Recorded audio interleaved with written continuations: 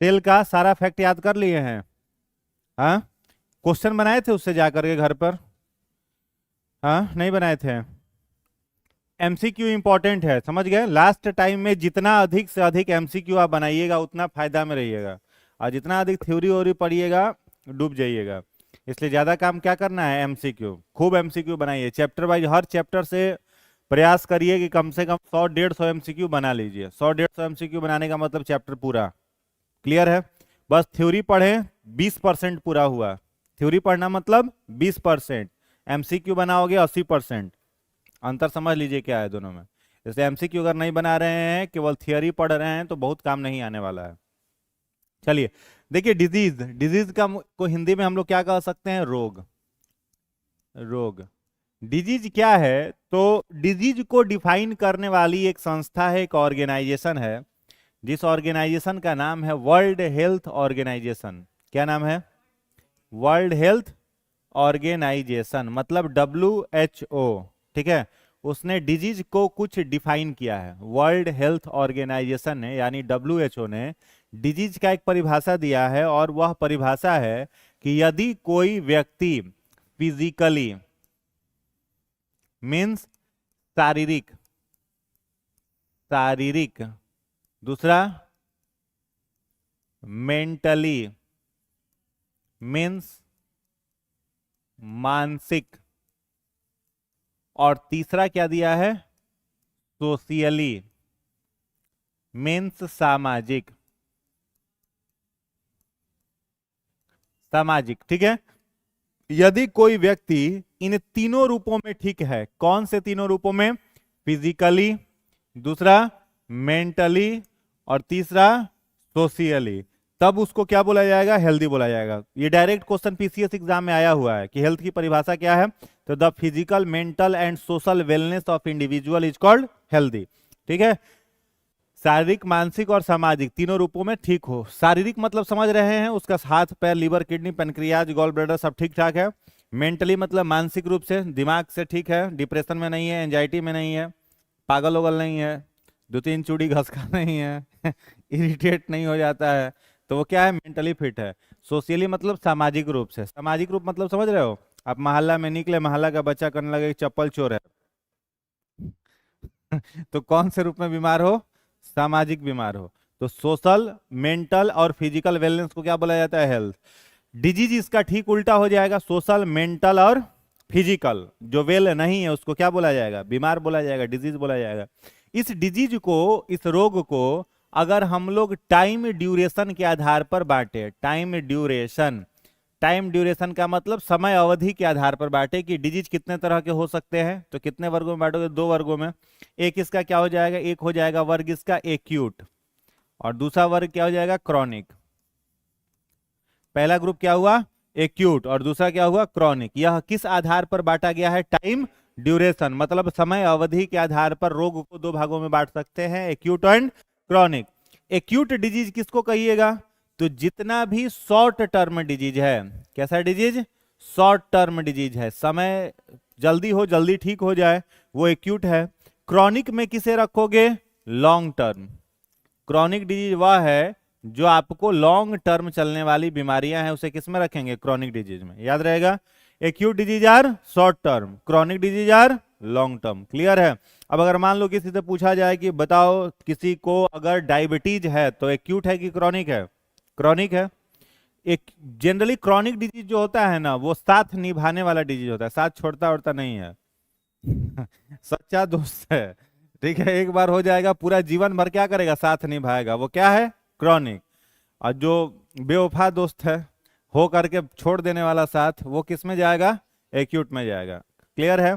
जैसे पूछ दिया जाए, मान लो कि किसी को थायराइड का दिक्कत है, एक्यूट है कि क्रॉनिक है, क्रॉनिक है। थायराइड ठीक हो नहीं होता है, डायबिटीज ठीक नहीं होता है। किसी को हार्ट डिसऑर्डर है, क्या है, एक्यूट है। किसी को कलर ब्लाइंडनेस है, एक्यूट है। समझ आ गया, सॉरी एक्यूट कह रहे हैं, क्रॉनिक है। हाँ, जो लॉन्ग टर्म है वो क्रॉनिक, जो शॉर्ट टर्म है वो एक्यूट। ये समय अवधि के आधार पर है।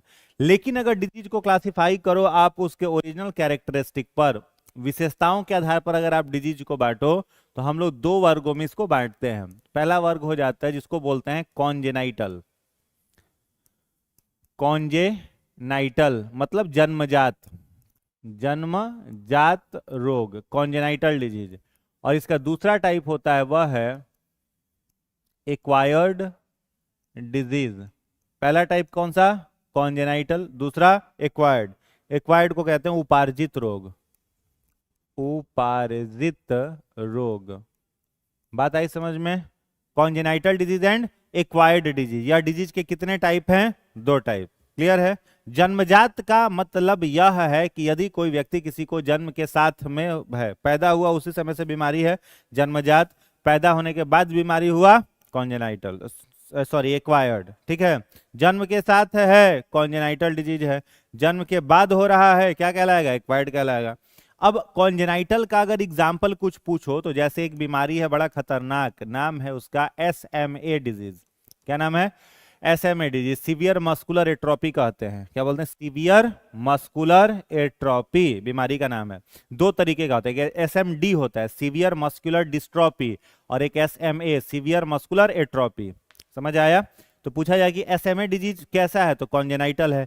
क्यों कॉन्जेनाइटल है SMA डिजीज? इस बीमारी में क्या होता है, तो इस बीमारी में शरीर में क्या नहीं बनता है? प्रोटीन। ठीक है, SMA डिजीज जो है इसमें शरीर में क्या नहीं बनता? प्रोटीन। अब जब प्रोटीन किसी व्यक्ति के शरीर में नहीं बने तो उसके बॉडी का नर्वस सिस्टम प्रॉपर काम नहीं करेगा, नर्वस सिस्टम काम नहीं करेगा। नर्वस सिस्टम काम नहीं, अब बच्चे में होगा, पैदा हुआ बच्चा उसको हो गया SMA, तो उसका नर्वस सिस्टम काम नहीं करेगा। जब नर्वस सिस्टम काम नहीं करेगा तो वो बच्चा रेस्पॉन्ड नहीं करेगा, अपने से चल फिर नहीं सकता है। जनरली 1000 में से 1 या 2 बच्चे ऐसे होते हैं, या 1 लाख में 5 या 6 बच्चे ऐसे मिलेंगे जो इस बीमारी से ग्रसित होते हैं। ठीक है, प्रोटीन शरीर में नहीं बनता है। इसका इलाज केवल एक देश के वैक्सीन के पास है, वो अमेरिका के पास है। ठीक है, केवल इसका उपचार कौन कर सकता है? अमेरिका करता है। और 16 करोड़ का इसका वैक्सीन आता है। वैक्सीन का मूल्य कितना है? 16 करोड़। तो ये कैसी बीमारी हो जाएगी? जन्मजात। समझ आया? दूसरा बीमारी एक है जिसको हम लोग कहते हैं Dimple across vertebral column, Dimple across vertebral column, Dimple across vertebral column. Vertebral column means notochord, notochord माने रीढ़ की हड्डी। लोगों के गाल पर डिंपल बनता है तो कहता है बड़ा सुंदर दिख रहा है, नहीं होता है? लड़की सबका डिंपल नहीं हो रहता तो जबरदस्ती बनाती है सब कि सुंदर दिखेंगे। गाल पे नहीं गड्ढा, हंसते समय गड्ढा बन जाता है, उसको क्या बोलते हैं? डिंपल, सुंदर दिखाई देता है। अब नोटोकॉर्ड में अगर डिंपल बन गया तो बीमारी है। नोटोकॉर्ड मतलब जो हम लोगों का वर्टिब्रल कॉलम है, रीढ़ की हड्डी, इस रीढ़ की हड्डी के किनारे जन्म से ही कई बच्चों का ऐसे ऐसे गड्ढा बना रहता है। ठीक है, गड्ढा ऐसा ऐसा बना रहता है। इस डिजीज को बोला जाता है डिंपल अक्रॉस वर्टिब्रल कॉलम। ऐसे जो बच्चे होते हैं वो जीवन भर सीधा खड़ा होकर के चल नहीं पाएंगे, हमेशा चलेंगे ऐसे झुक कर चलेगा। ठीक है, वो कमर से उसका सीधा खड़ा ही नहीं हुआ जाएगा। तो डिंपल अक्रॉस वर्टिब्रल कॉलम कैसा डिजीज हो जाएगा? कॉन्जेनाइटल डिजीज हो जाएगा। यानी जो वर्टिब्रल कॉलम है उसके किनारे क्या बना रहेगा? गड्ढा बना रहेगा। तीसरा एक डिजीज है cleft lips and palate, cleft lips and palate, cleft lips and palate. बहुत सारे बच्चे ऐसे होते हैं जिनका लिप्स, लिप्स का मतलब ओठ, ओठ जो होता है वो कैसा रहता है? क्लेफ्ट, बीच में देखिए कटा रहेगा, और कटा होकर के एक ओठ दूसरा पर चढ़ा हुआ रहता है, देखें? वो बोल नहीं पाता है बच्चा। और उसका पैलेट, पैलेट मतलब ऊपर का तालू जो है उसमें भी दिक्कत रहती है, तो ऐसे बच्चों को बोलने में दिक्कत हो जाता है। तो क्लेफ्ट लिप्स एंड पैलेट भी कैसा डिजीज हो जाएगा? कॉन्जेनाइटल हो जाएगा। कोई दिक्कत नहीं ना? क्लियर है? Cleft lips and palate, SMA, dimple across vertebral column, they all are congenital disease. दूसरा है इधर एक्वायर्ड डिजीज। एक्वायर्ड का मतलब अब ये कैसा होगा? जन्म के बाद होगा। इस डिजीज को हम लोग क्लासिफाई करते हैं 2 ग्रुप में। पहला ग्रुप है इसका कम्युनिकेबल और इन्फेक्शियस। इन्फेक्शियस मीन्स संक्रामक रोग, संक्रामक। और दूसरा होता है नॉन इन्फेक्शियस या non communicable, non infectious. Hindi में इसको कहते हैं असंक्रामक। एक हो गया संक्रामक रोग और दूसरा क्या हो गया? असंक्रामक रोग। यानी वैसी बीमारी जो एक व्यक्ति से दूसरे व्यक्ति में संक्रमण के द्वारा फैलती है। आप बैठे हैं, किसी को छींक हुआ, छींक दिया, आप खींच लिए उसको, तो अगला दिन से आप छींकते हुए घूम रहे हैं, तो आपको क्या हो गया? संक्रमण हो गया, संक्रामक रोग है। नॉन कम्युनिकेबल मतलब एक व्यक्ति को है दूसरे में ट्रांसफर नहीं। अब किसी को डायबिटीज है तो डायबिटीज आपके साथ बैठेगा तो उसका आपको हो जाएगा? नहीं होगा। किसी को थायराइड है, नहीं होगा। समझ में आ रहा है? तो वैसे कलर ब्लाइंडनेस है, नहीं होगा। हार्ट का बीमारी है, नहीं ट्रांसफर होगा। तो वैसा रोग जो नहीं फैलता है उसको हम लोग क्या बोलते हैं? Non communicable. और बेसिकली जो नॉन कम्युनिकेबल डिजीज होता है वह किससे होता है? तो जेनेटिकल डिजीज। जितने सारे अनुवांशिक रोग हैं वो सारे के सारे किस में आ जाएंगे? नॉन इन्फेक्शियस में आ जाएंगे और संक्रामक में आ जाएंगे। जितना भी विटामिन से होने वाला बीमारी, जैसे रेटिनॉल की कमी से कौन सा रोग होता है? Colour blindness. रेटिनॉल किसको बोलते हैं? विटामिन ए को बोलते हैं। तो उसकी कमी से कौन सा बीमारी? जो नाइट ब्लाइंडनेस होता है, रात में दिखाई नहीं देता, रतौंधी। तो फैलता है क्या? नहीं फैलता है। विटामिन बी1 की कमी से बेरी बेरी, तो बेरी बेरी फैलता है क्या? नहीं फैलता है। विटामिन सी की कमी से स्कर्वी, फैलता है क्या? नहीं फैलता है। समझ में आ रहा है?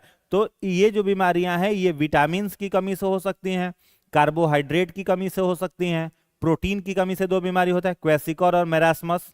क्वेसिकोर और मेरास्मस प्रोटीन की कमी से होता है। तो सब फैलने वाला बीमारी नहीं है। लेकिन जितने भी इन्फेक्शियस डिजीज हैं ये सब कम्युनिकेबल हैं। तो याद क्या रखना है? इन्फेक्शियस डिजीज का मीनिंग क्या है? The disease which caused due to infection of bacteria, virus, fungus, protozoa and worm. क्या? वैसी बीमारी जो बैक्टीरिया से, वायरस से, फंगस से, प्रोटोजोआ से और वर्म से होती है, उनको हम लोग क्या कहते हैं? Infectious disease. तो हेडिंग बनाएंगे इन्फेक्शियस डिजीज। पढ़ना हम लोगों को इस सिलेबस में केवल यही है। अभी हेडिंग बना लोगे infectious disease, infectious disease, infectious disease. हो गया? डैश देकर के लिखना। वैसे रोग जो बैक्टीरिया, कॉमा वायरस, कॉमा कवक, कॉमा कृमि, कॉमा प्रोटोजोआ इत्यादि से फैलते हैं, इत्यादि से फैलते हैं, उन्हें संक्रामक रोग कहा जाता है। उन्हें संक्रामक रोग, उन्हें संक्रामक रोग कहा जाता है। बात आई समझ में? किससे किससे होगा? Bacteria, virus, fungus, protozoa, worm. इन सबसे फैलने वाली बीमारियां किस में आ जाएंगी? कम्युनिकेबल में। कोई डाउट इसमें नहीं। हेडिंग बनाओगे वायरस डिजीज। हेडिंग बनाइएगा वायरस डिजीज मीन्स विषाणु जनित रोग। वायरस डिजीज, इसको हिंदी में क्या कहेंगे? विषाणु जनित रोग, यानी जो वायरस से होगा। तो दो तीन पॉइंट इसमें पहले वायरस के बारे में याद रखना आपको इंपॉर्टेंट है।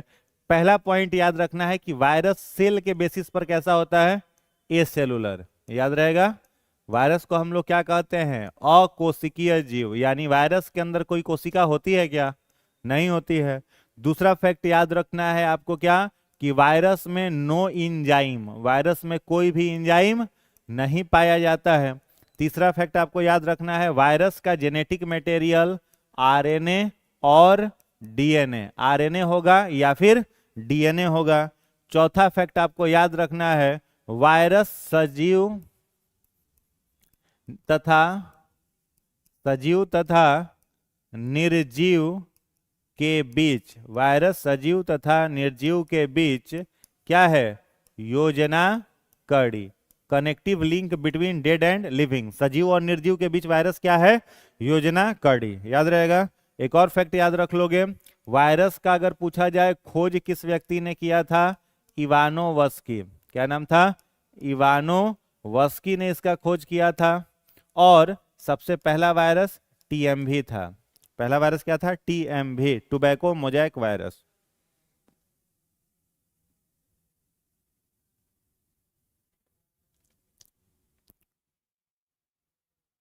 वायरस में प्रोटीन होगा? होगा। जब एंजाइम नहीं है तो प्रोटीन कहां से होगा? All enzymes are,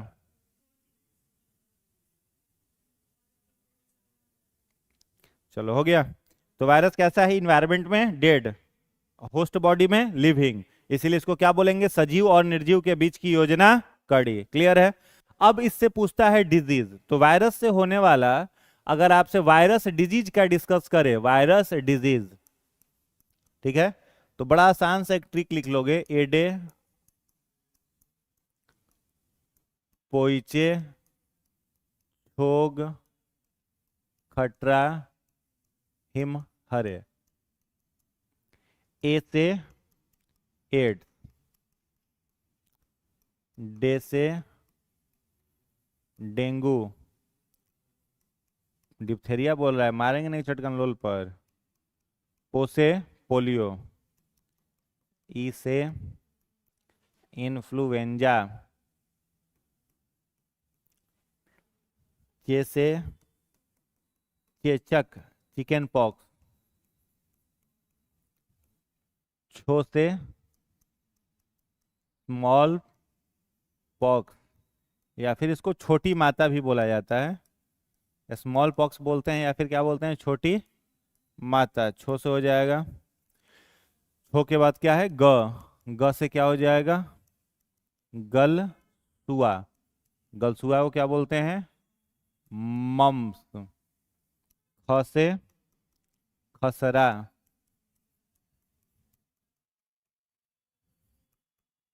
measles. ट्र से ट्रेकोमा, ही से हिपेटाइटिस, म से मेनिंजाइटिस, ह से हर्पिस, रे से रैबिज।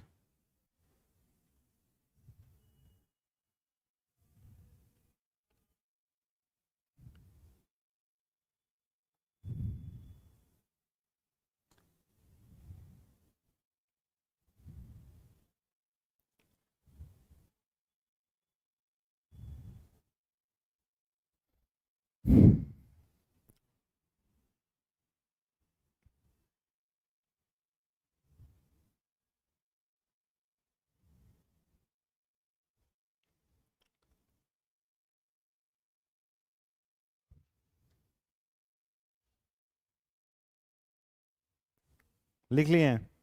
अब देखो, इससे एग्जाम में क्वेश्चन खूब पूछता है। इससे क्वेश्चन जो एग्जाम में पूछेगा वो क्या पूछेगा, पहला पैटर्न होता है एग्जाम में क्वेश्चन पूछने का, कोई एक डिजीज लिखा हुआ रहेगा, उससे पूछेगा कि पहचान करो कि यह किससे होता है। ठीक है, तो वायरस बैक्टीरिया किससे होगा, उसका पहचान करने के लिए।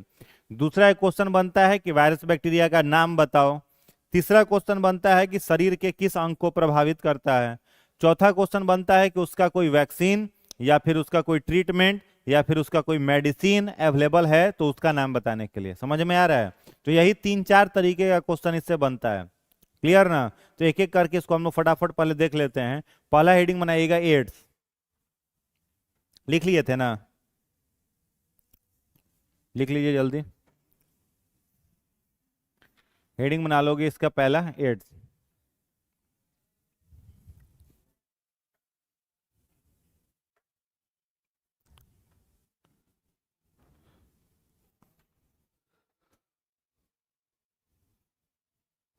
हो गया? इसका फुल फॉर्म सभी को मालूम होगा, नहीं पता? एक्वायर्ड इम्यूनो डिफिशियंसी सिंड्रोम, ये इसका पूरा नाम है। ठीक है, एक्वायर्ड का मतलब क्या होता है जल्दी बताओ, जो जन्म के पहले हो कि जन्म के बाद हो? बाद हो। इम्यून का मतलब क्या है? WBC। डिफिशियंसी का मतलब कम करने वाला। सिंड्रोम का मतलब फैक्टर, कारक। समझ में आ गया? एड्स का मतलब समझ गए? यह अगर वायरस का नाम पूछे तो इसके वायरस का क्या नाम है? HIV वायरस का नाम human immuno deficiency virus, human immuno deficiency virus, ये वायरस का नाम है। एड्स का वायरस HIV। क्लियर है? इस वायरस का पूछा जाए अगर आपसे कि फैमिली कौन सा है, कल बताए थे ना, जल्दी बोलो। Retro virus. यह किस वायरस के फैमिली का है? Retro virus. इसका जेनेटिक मटेरियल क्या होगा? RNA। इसका अनुवांशिक पदार्थ क्या होगा? RNA इसका अनुवांशिक पदार्थ है। क्लियर है? आगे बढ़ते हैं। नेक्स्ट याद रखोगे, सबसे पहले एड्स की पहचान, एड्स की पहचान सबसे पहले तो याद रखो किसने किया था? सीडीसी। सीडीसी का मतलब centre for disease control, centre for disease control and prevention, centre for disease control and prevention मतलब सीडीसी। कब किया था सीडीसी पहचान? 1981, 1981 में किया था। 1600? कोशिका का खोज नहीं पूछ रहे हैं 1664, नहीं 1981, 1981। ठीक है, किसने किया था? सीडीसी ने। ठीक है, सीडीसी कहाँ की संस्था है? अमेरिका की। कहाँ का है? अमेरिका का संस्था है, centre for disease control and prevention. लिख लिए। एड्स का अगर पूछा जाए आपसे लक्षण, सिम्टम्स, तो लक्षण में याद रखोगे इसका लक्षण होता है ब्लड विजन, धुंधला दिखाई देना। ब्लड विजन माने धुंधला दिखाई देना। और क्या लक्षण है इसका? वेट लॉस, वजन का घटना। और क्या लक्षण है इसका? ब्रीथ लॉस, सांस लेने में दिक्कत होना। ये सब एड्स के लक्षण हैं, सिम्टम्स है। Breath loss, weight loss, blurred vision, धुंधला दिखाई देना। और वीक इम्यून ऑल्सो, मतलब डब्ल्यूबीसी की संख्या क्या होगी? घटेगी। डब्ल्यूबीसी की संख्या पर क्यूबिक एमएम ब्लड में कितना होता है? 5000 से 6000। आरबीसी कितना होता है? 45 से 50 लाख। डब्ल्यूबीसी कितना होता है? 5 से 6000। आरबीसी डब्ल्यूबीसी का रेशियो 600:1। क्लियर है? तो इसमें डब्ल्यूबीसी की संख्या में कमी आएगी। एड्स का अगर पूछा जाए जांच, टेस्ट, तो पहला टेस्ट इसका याद रखिएगा एलिसा। पहला टेस्ट याद रखोगे एलिसा। एलिसा का मतलब होता है इंजाइम लिंक्ड, एलिसा का मतलब है इंजाइम लिंक्ड इम्यूनो जॉर्बेंट एसे, एंजाइम लिंक्ड इम्यूनोजॉर्बेंट एसे। यह इसका पहला क्या होता है? टेस्ट होता है, जांच होता है, एंजाइम लिंक्ड इम्यूनोजॉर्बेंट एसे। और उसका दूसरा जो टेस्ट होता है उसको कहते हैं पीसीआर। क्या बोलते हैं? पीसीआर। पीसीआर का क्या मतलब है? Polymerase chain reaction, polymerase chain reaction. यह इसके दूसरे जांच का, दूसरे टेस्ट का नाम है। तो दो इसका जांच होता है, एलिसा और पीसीआर। एक और टेस्ट है इसका ना, क्या नाम है? Western blot. क्या नाम है? Western blot. इसका 3 गो जांच का नाम याद रखोगे, एलिसा, पीसीआर, वेस्टर्न ब्लॉट।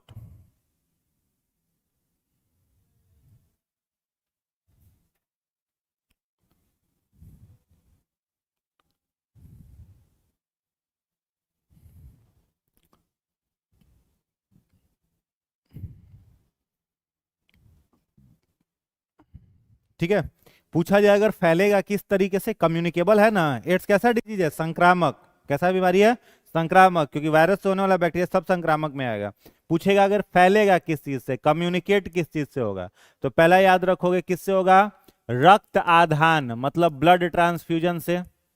रक्त आधान मतलब ब्लड ट्रांसफ्यूजन से, यानी संक्रमित रक्त यदि स्वस्थ व्यक्ति को चढ़ा दिया जाए तो इसको क्या बोलते हैं? रक्त आधान, उससे फैलेगा। दूसरा किस चीज से फैलेगा? संक्रमित सुई, संक्रमित सुई या रेजर से, संक्रमित सुई या रेजर से फैलेगा। तीसरा किस चीज से फैलेगा? Blood fluid. किससे फैलेगा? Blood fluid. ठीक है, ब्लड फ्लूइड का मतलब क्या होता है? ब्लड फ्लूइड का देखो दो तरीके का फ्लूइड ह्यूमन बॉडी में, एक ब्लड फ्लूइड, एक बॉडी फ्लूइड। ब्लड फ्लूइड किसको बोला जाता है? स्पर्म को और वेजाइनल फ्लूइड को। स्पर्म को और वेजाइनल फ्लूइड को क्या बोला जाता है? Blood fluid. और बॉडी फ्लूइड किसको बोला जाता है? जैसे सेलाइवा, लार क्या है? लार क्या है? बॉडी फ्लूइड है। आंसू क्या है? बॉडी फ्लूइड है। पसीना क्या है? बॉडी फ्लूइड है। इनसे नहीं फैलता है। समझ में आया? जूठा खाने से नहीं फैलेगा, हाथ मिलाने से मतलब पसीना का कांटेक्ट होने से नहीं फैलेगा। किससे फैलेगा? Blood fluid. अब जैसे ही ब्लड फ्लूइड लिखा समझ जाओगे sexual intercourse with infected person, sexual intercourse with infected person, संक्रमित व्यक्ति द्वारा यौन संचरण से, संक्रमित व्यक्ति द्वारा यौन संचरण से, यानी ब्लड फ्लूइड से फैलेगा, स्पर्म से और वेजाइनल फ्लूइड से। और किससे फैलेगा? तो mother to their foetus, mother to their foetus through placenta and breast feeding. संक्रमित मां से उसके बच्चे में दो माध्यमों से जाएगा, एक प्लासेंटा से जाएगा और एक ब्रेस्ट फीडिंग से होगा। ठीक है, क्लियर ना? तो इतने तरीके से यह वायरस डिजीज एड्स कम्युनिकेबल होता है।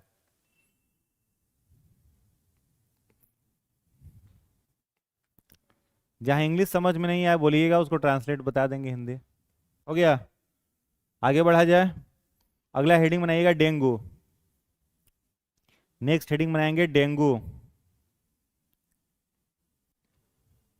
डेंगू सबसे लोकप्रिय बीमारी है, अभी पटना में गर्दा उड़ा दिया है, पता ही नहीं, पटना में बहुत ज्यादा फैल रहा है।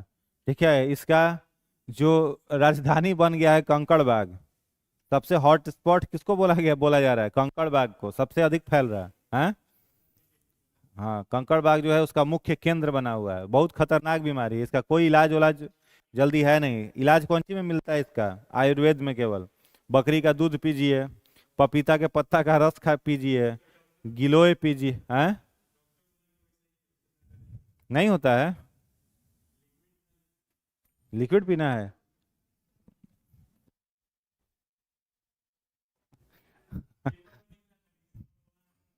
हुआ, हाँ, वो निकलने दीजिए ना। सबसे ज्यादा प्लेटलेट्स बढ़ाता कौन है? बकरी के दूध से बढ़ेगा, गिलोय के पत्ते से बढ़ेगा। गिलोय को अमृता बोला जाता है, मालूम है कि नहीं? गिलोय का नाम है अमृता। भारत के का राष्ट्रीय औषधि किसे घोषित किया गया? गिलोय को। भारत का राष्ट्रीय औषधि गिलोय को बना गया है। सबसे ज्यादा शरीर में प्लेटलेट्स बढ़ाने वाला गिलोय है। समझ में आ रहा है? अगर किसी का प्लेटलेट्स खूब मजबूत है, मान लो 3.5 लाख, 3 लाख, मैक्सिमम 1.5 से 3 लाख होता है, किसी का 3 लाख प्लेटलेट्स है, तो उसको डेंगू का खतरा है। उसको डेंगू का मच्छर काटेगा, उसको उल्टे डेंगू हो जाएगा, मर जाएगा वो डेंगू से। समझ में आ रहा है? तो जिसका प्लेटलेट्स मजबूत है उसको थोड़े खतरा है, कमजोर प्लेटलेट्स वाला सब समझे। तो डेंगू से बच करके रहने के लिए रहना चाहिए। और खास तौर पर ये मच्छर जो होता है वो रात में नहीं काटता है। कब काटता है? दिनों में, दिन में काटता है। रात में सो जाता है जाके चुपचाप, सुबह उठ के काटता है। सारे मच्छर गंदा पानी में अंडा देता है, और डेंगू का मच्छर साफ पानी में। डेंगू का जो मच्छर है वो साफ पानी में अंडा देता है, गंदा पानी में नहीं देता है। ज्यादा हाइट पर उड़ता भी नहीं है, मैक्सिमम 3 से 4 फीट हाइट पर उड़ता है। मतलब अगर काटेगा तो हमेशा कमर के नीचे, पैर और में काटे, इसके ऊपर उड़िए नहीं सकता है। मैंने अब क्लासरूम में बैठे हुए हैं, खतरा तो है, ग्राउंड फ्लोर पर हैं आप लोग, ठीक है? वैसे उड़ते उड़ते आ गया, चाहे फर्स्ट फ्लोर पर रहिएगा तो मान लीजिए आ जाएगा। नहीं, सीढ़ी सीढ़ी से चढ़ेगा, एक सीढ़ी चढ़ेगा, फिर दूसरा सीढ़ी चढ़ा, तीसरा सीढ़ी पहुंच जाएगा। नहीं, और साफ पानी में आएगा तो मतलब जैसे गमला के अंदर पानी आप भर रहे हैं रोज, या फिर कूलर के अंदर पानी है, एक बार कूलर में भर दिए, वो छोड़ दिए, भुला गए उसको चेंज करना, तो उसके अंदर अंडा दे देगा। ठीक है, तो वहां से वो फैलता है डेंगू। डेंगू कैसा डिजीज है? वायरस से। इसके वायरस का नाम पूछा जाए तो याद रखोगे फैल्बी राइबो वायरस से होता है। डेंगू कौन से वायरस से? फैल्बी राइबो वायरस से होता है। ठीक है, डेंगू का जो वायरस है उसका नाम है फैल्बी ribo, RIBO, फैल्बी ribo virus.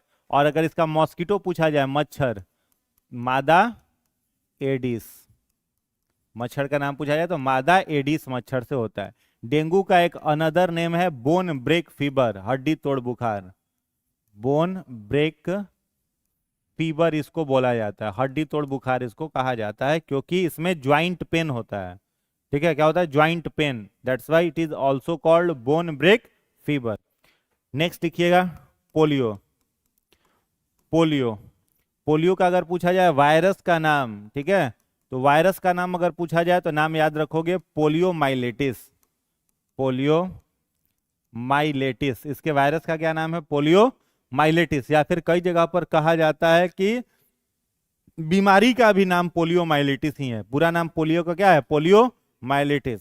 Bharat को का पोलियो उन्मूलन के लिए लगातार प्रयास किया जा रहा है। ठीक है, पोलियो माइलेटिस वायरस से होता है। अगर पूछा जाए आपसे कि सर बताओ इससे प्रभावित अंग कौन सा है, शरीर का कौन सा अंग प्रभावित होता है। ठीक है, तो क्या प्रभावित होता है इससे, आंत, इंटेस्टाइन, और इंटेस्टाइन के साथ सेंट्रल नर्वस सिस्टम। ठीक है, दो चीजें प्रभावित होती है, आंत और central nervous system. Central nervous system मालूम है, ब्रेन और स्पाइनल कॉर्ड को क्या बोला जाता है, सेंट्रल नर्वस सिस्टम बोला जाता है। तो ये दोनों इससे इफेक्टेड होगा। पोलियो अगर पूछ लो, मान लो कि किससे फैलेगा, अगर पूछा जाए कैसे फैलता है, ठीक है, तो इन्फेक्टेड स्टूल से फैलता है, संक्रमित स्टूल से यह फैलता है। ठीक है, संक्रमित स्टूल से फैलता फैलता है।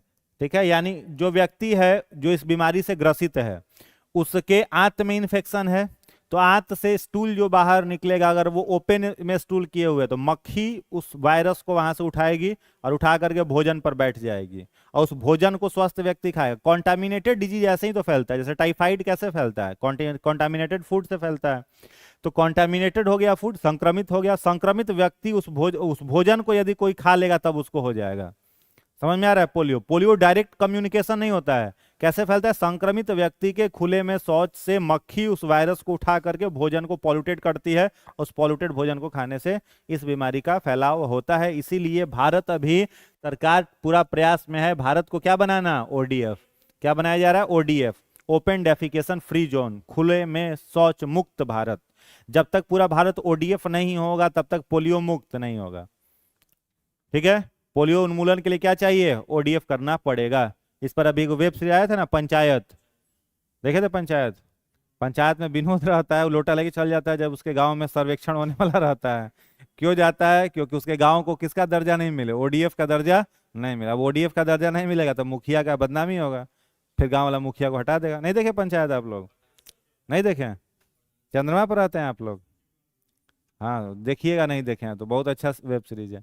तो ओडीएफ वाला तो समझ गए, तो इन्फेक्टेड स्टूल से फैलेगा। और क्या याद रखना है, अगर पूछा जाए इसका वैक्सीन, टीका, इसके टीका का नाम पूछा जाए अगर आपसे, वैक्सीन का नाम, तो याद रखोगे इसका टीका बनाया था जॉन साल्क ने। इसका टीका किसने बनाया था, जॉन साल्क। ठीक है, और पोलियो ड्रॉप अलग होता है, 2 बूंद जिंदगी की, पोलियो ड्रॉप। तो पोलियो ड्रॉप अगर पूछा जाए तो एल्बर्ट सेबिन बनाया था। बचपन में पिए थे ना 2 बूंद जिंदगी की, वो कौन बनाया था, सेबिन बनाया था। और इसका टीका जो लगा था वो कौन बनाया था, साल्क बनाया था, जॉन साल्क बनाया था। क्लियर है। तो पोलियो से प्रिक्यूशन के लिए, पोलियो से बचाव के लिए दोनों आवश्यक है, दोनों कंपल्सरी है। ठीक है, पोलियो का खतरा जो होता है वो किसको रहता है, 1 दिन से लेकर के 5 साल तक के बच्चे को। इसलिए बचपन में क्या पिलाया जाता है, पोलियो का ड्रॉप। मान लो पोलियो का ड्रॉप नहीं पिया, मान लो वैक्सीनो नहीं लिया, 5 साल का उम्र क्रॉस कर गया, उसको पोलियो नहीं हुआ, तब ऐसा नहीं कि उसको आगे नहीं होगा, फिर खतरा उसको कब हो जाएगा, 45 साल के बाद। ये 5 साल से लेकर के 45 साल तक वो धूमधाम से रहेगा, उसको कोई दिक्कत नहीं है। 45 साल के बाद शरीर का इम्यूनिटी कम होगा, और इम्यूनिटी कम होगा तो फिर से उसको उसका खतरा है।